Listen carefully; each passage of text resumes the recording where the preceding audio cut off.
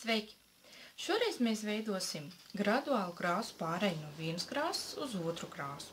Vislabāk to ir darīt ar pastas mašīnas palīdzību, taču to ir iespējams darīt arī ar rokām, izmantojot apmēram vienādu izmēra divu krāsu mālus, rullīti un nelielus kartona gabaliņus.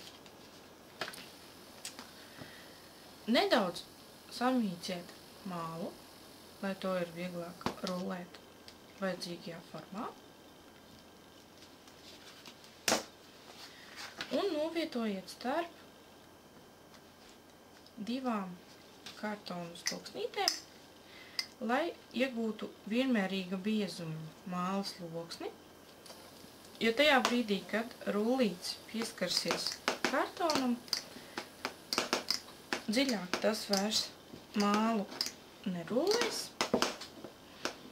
līdz ar to būsim ieguvuši vajadzīgo biezumu.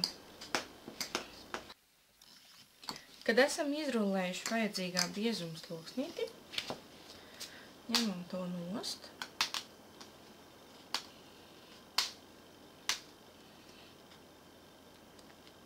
Un šo pašu procesu atkārtojam ar otru krāsu.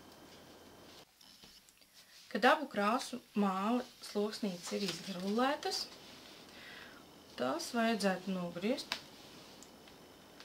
vienāda izmēra. Sākumā taisni stūrīšos. Ja tad ņemiet ārā pārpalikumus, samāciet tos visus, ja tos noteikti vēl var izmantot. Māls nebojās.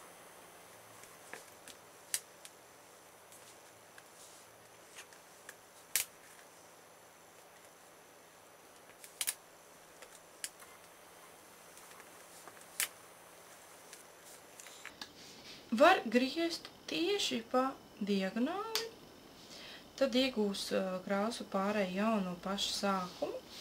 Var griezt ar nelielu nobīdījumu.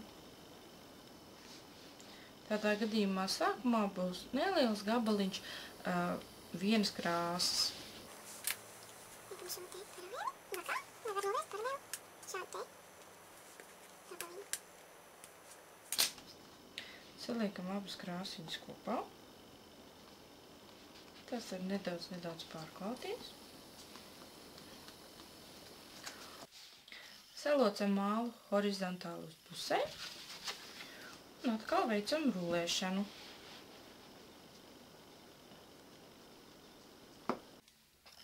Pēc izrullēšanas vēlreiz salocam mālu uz pusē un sākam rullēt no jauna.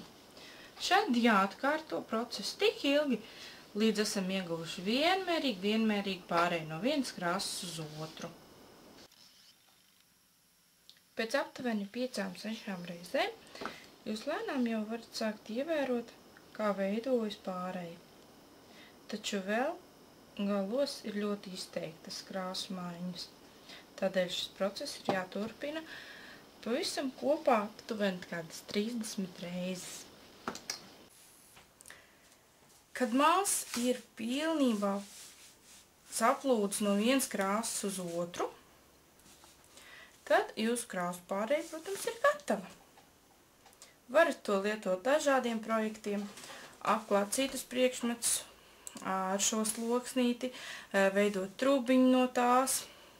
Kad tiek savēlta trubiņa no šāda te materiāla, kas ir no vienas krāsas uz otru ar kādu pārēju, tad to sauc par mērķa trubiņām, jeb angliski bullseye, kas nozīmē